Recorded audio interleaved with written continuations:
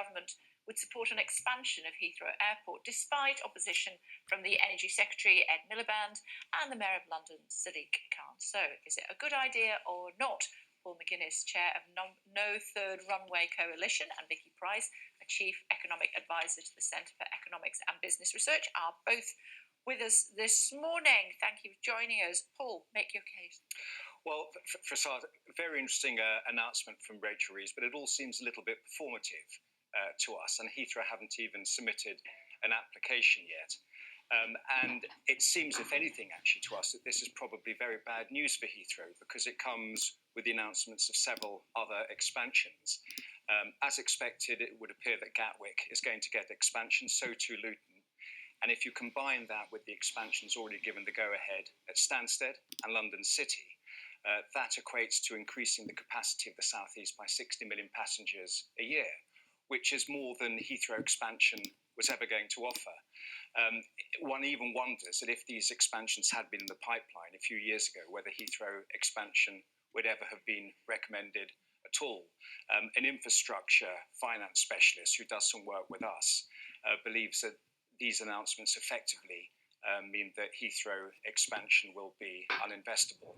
And in any case, it would be years away, whereas all of these expansions are ready to go and will be delivering before the planning application for Heathrow were to go through that process, even if it were to submit an application. And I think probably it's less likely that it will on the back of the other expansions which Rachel Reeves is announcing. Pretty comprehensive. Vicky, your thoughts? Well, yes, I mean, the work that has been done about the impact of expanding Heathrow suggested that it would be very good for economic growth and for job creation. And also, of course, it would link up quite a large part of the rest of the UK into Heathrow, which is, of course, a big hub.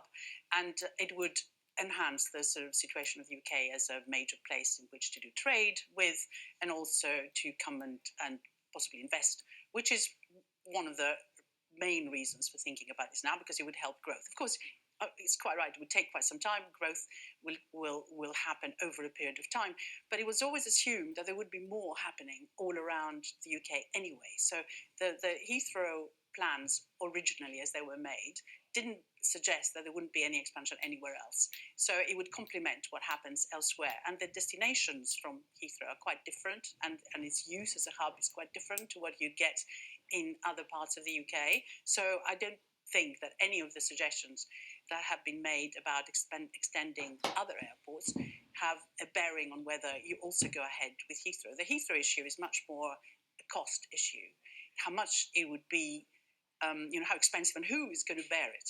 Because the plans right now are very comprehensive in terms of, getting rid of bits of the M25, having a big tunnel.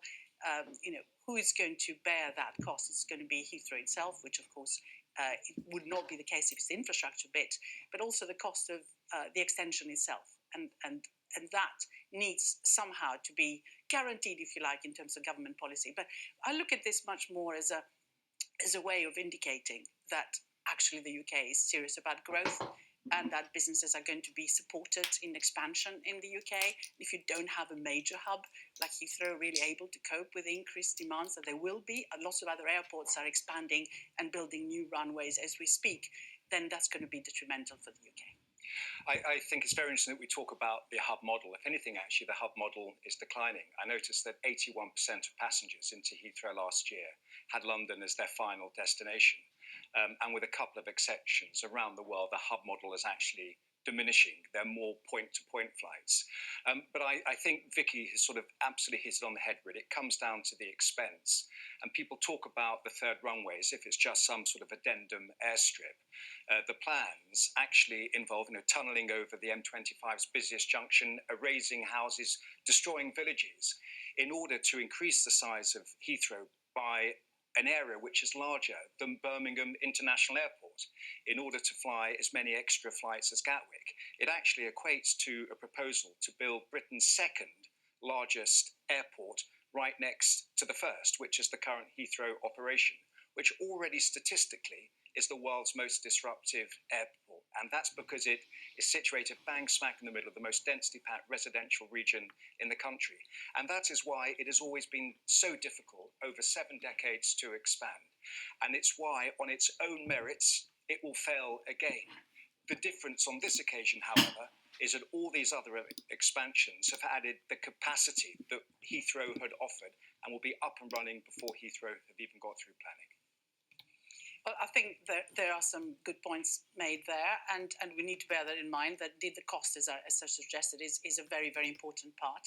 But I think it is part of the bigger strategy of what do we do with the UK, in the sense of, are we going to be focusing on growth? Yes, lots of other airports can also expand, but the connectivity that you get at Heathrow is such an important one. I mean, you have, of course, the only one which is linked with an underground station or tube, which takes you into the centre of London. It's really, really important. HS2 itself is going to help quite significantly. So it is a different category. Yes, but it's a different category to the other airports, which can handle particular types of, country-to-country trade.